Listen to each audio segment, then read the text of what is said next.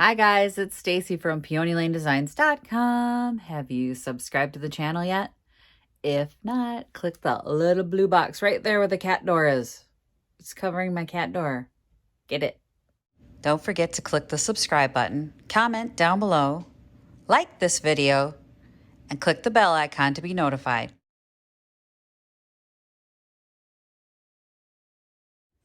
Excuse the headphones. I'm going to be sanding the beast today, and I just want to hear my book like I'm listening to. Audiobooks are my savior. When I'm driving, when I'm doing anything, you guys, I can't live without them.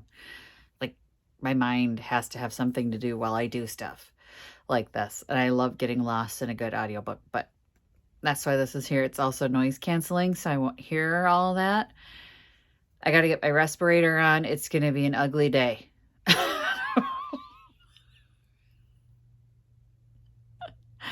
First things first, I've made choices. Okay. So the doors are coming off.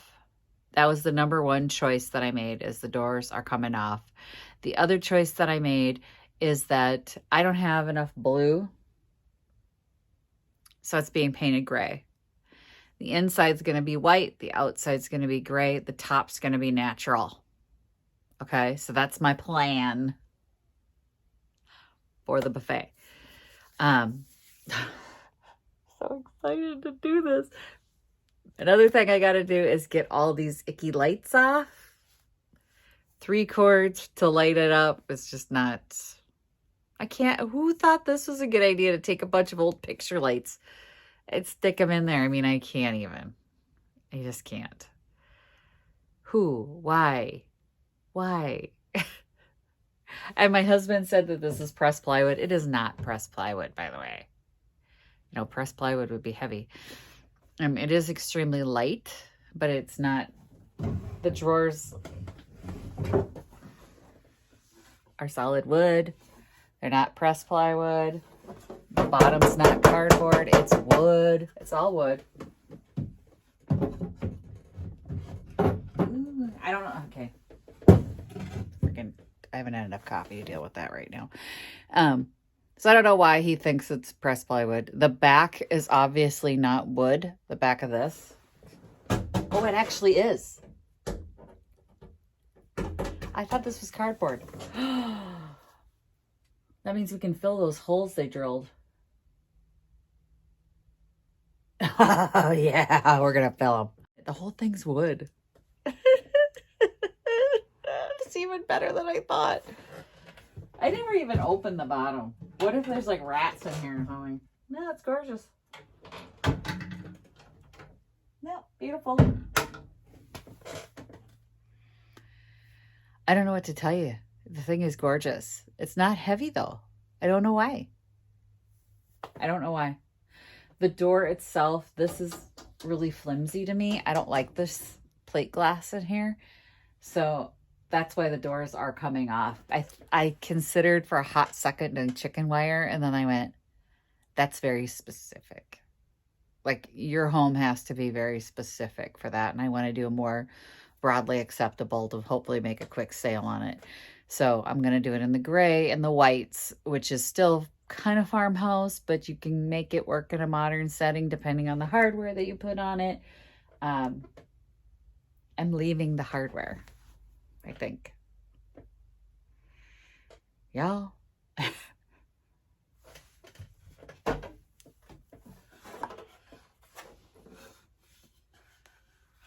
They're just plain. This is loose, but they're not, there's nothing special about this hardware. So this is what's on the bottom, and I don't hate it. So I think I'm going to leave it. And then my sticky little brain's going, take it off. We've got some filling to do here. We got to cut this menagerie of wires away. Get those out. Unscrew that. Unscrew the doors. Fill the holes from the door holes.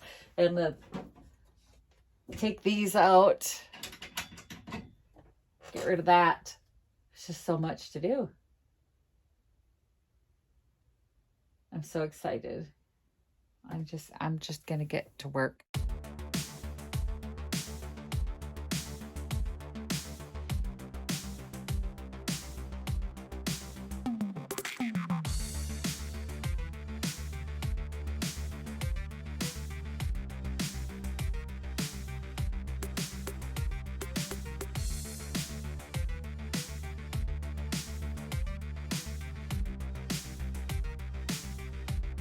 Someone definitely built this cabinet themselves, because here is the extra hardware for the glass that they have. They included it, and this is just picture glass. It is like really thin picture glass. That's why when it would open and close the door, it felt really flimsy, really cheap and cheesy. So I'm glad I'm taking it out. That screw is stripped, this one right here. So I'm gonna have to drill it. It's also a good indicator when you look at the picture lights. They have 3 different plugs. So yeah, somebody made this bad boy. They did a beautiful job. I'm not even upset about the picture glass. I mean, you use what you have, right? I mean, they clearly were like, can't afford the thick, heavy glass, but I want glass on this, and they used what their resources could afford. And it's just, they did a gorgeous job on this whole piece. Like, whoever built this is a master craftsman. It's beautiful. I know it was on time limits.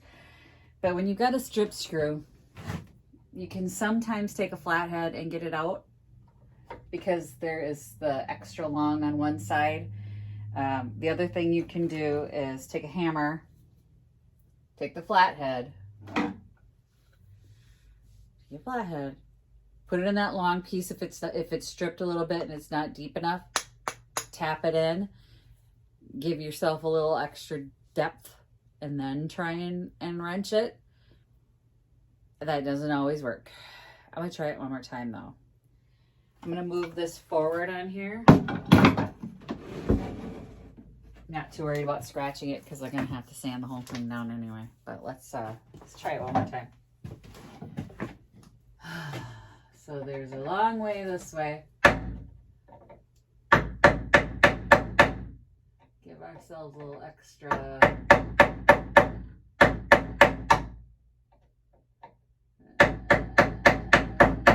Might be working. It's this side that's the freaking problem though, isn't it? Oh, yeah. That top part. Nope. Well, we're drilling it. Don't want to. It's irritating me that I have to do this.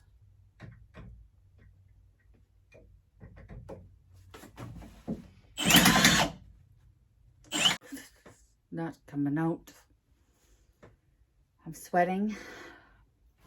I'm at the point of like tearing up the wood.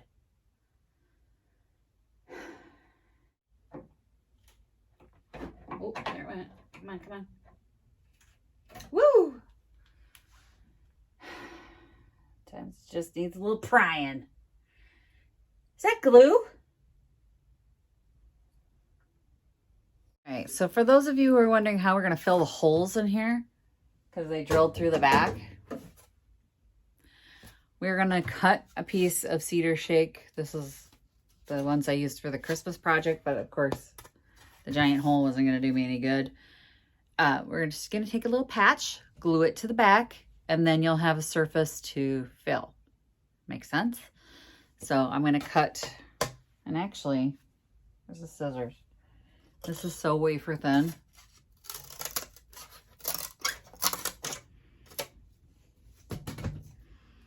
That I can cut the perfect size piece. So this is getting glued to the back over the hole, right? Once that's dry, I will have a surface to fill in. So you won't see me do this because I'm going to be behind the hutch. But here, let me see if I can get the camera close so you can see me fill the hole. Okay, you can see the hole there, right? I'm going to go around back and I'm going to show you what I'm going to do here. Got my wood glue. And I'm gluing it to the back of this piece of wood. That piece of shake that I had. And all I'm going to do is... Can you see me? Can you see me? Put that piece of cedar shake right there. The glue should be coming through. It is. And I'm going to let that dry on the back of there. And once that's dry, I'll be able to put wood filler in there and sand it off. So let me do the other holes here. I'm going to use some painter's tape and hold it in place. Just because it wants to slide. Too much glue. Oh well. I got my painter's tape. And I'm going to tape that piece on the back just so it doesn't warp or slide off. That's the same technique that I used to fill the hole in the sidewall of the waterfall dresser. So if you have like, you're out and you see a dresser and it's got a hole punched in the side, all you do is like go inside, take the drawer out, go inside, put that piece in there, glue it in there, then you can fill the outside. No one will ever know it's there because once the drawer goes back in, you don't see the patch. This one is obviously going to be against a wall, so nobody's going to see the patch. Okay? You need that patch or it's going to pop out like a cork. You need something to back it. So that's what we're doing here. We're going to let this dry. I'm going to go have some lunch, come back, get the wood filler going on everything, fill everything, and then once that dries, we can sand. Maybe I'll fill the other holes now so that I have something to work with when I come back from lunch. I said I don't have to take another break. Let's do that.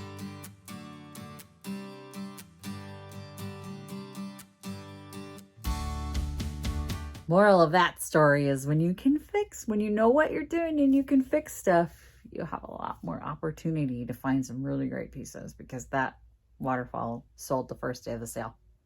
All right, so we've got the piece of wood on the back. We got our wood putty here, mixed my own. You just fill it.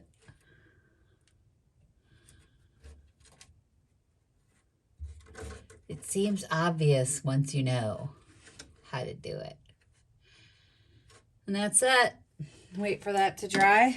And we will sand that out and you won't even know it's there after it's painted. I primed the top. Sorry, I'm just wanting to get this done and I'm not even thinking about pressing record. So this is white primer on the top. I'm going to gray primer the outside. The fascia will be in gray, but I didn't want to deal with having to, fine tune it right now. So I'm going to wait for that to dry. I'm going to let the fumes go away a little bit.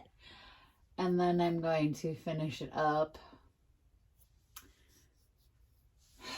Maybe I should just prime the gray as long as I'm getting high. I'm just excited. It looks good already.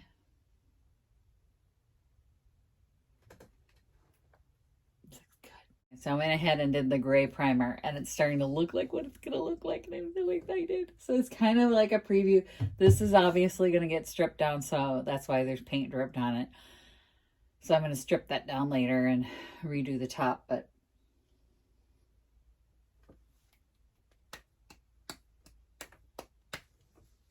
I'm so happy. So I'm going to let this dry, let the fumes air out of here for a little bit. And come down off this high, and then I'm gonna, yes, I should have worn a respirator. Don't come at me in the comments. I'm just trying to get it done. And then I'm gonna come back and get it painted. We're gonna roll white, roll gray. Then I'm gonna sand and seal this. So excited. So the panels that are on the handle pulls down here, I put wax on them because I'm not going to paint the drop that's on it, the drawer pull, the actual pull. But the backdrop I wanted painted and then distressed. So I did a wax coating on it so that I could just easily distress away a little bit so you see a little bit of the dark. And that's my plan. It's coming together so well. I'm like, maybe the strip screw was the only drama we're gonna have. I don't know. It seems like too good to be true. So I'm going to take a break and hope that I haven't just jinxed myself. Let me open this because I don't want it to dry shut. Every time I paint inside of shelves, I swear I'm never going to do it again. I hate it. Every day, look at the corners. Don't trust the process. Trust the process. I hate it. Wish I could have sprayed, but the wind is too high. I can never spray. Like, there's never a good day to spray, but it's looking good with the white. It's gonna be so pretty. Okay, I've been at this all day. I think I have to wrap it up. It's dinner time. I've been at this since before everybody woke up here. I'm running out of energy. And I'm getting frustrated with all the little edges and nooks and crannies. I've laid the top down now. So I think I want to let it dry because as I'm rolling, I'm pulling paint off again, which means it's too sticky and it just needs to dry. And then I can get in with a brush, cut it in, and roll the rest tomorrow. The outside is a cakewalk. It should be easy. It's just inside this is starting to frustrate me. And then it's the power sanding the top of this thing and giving that a clear coat. That's all I have left. So I think if I can let this dry, get after it tomorrow, cut in with a brush, I'll be good to go. It'll be better. I'm just getting frustrated right now, and I don't want to be frustrated and hurrying. So I'm going to take a break for the rest of the night,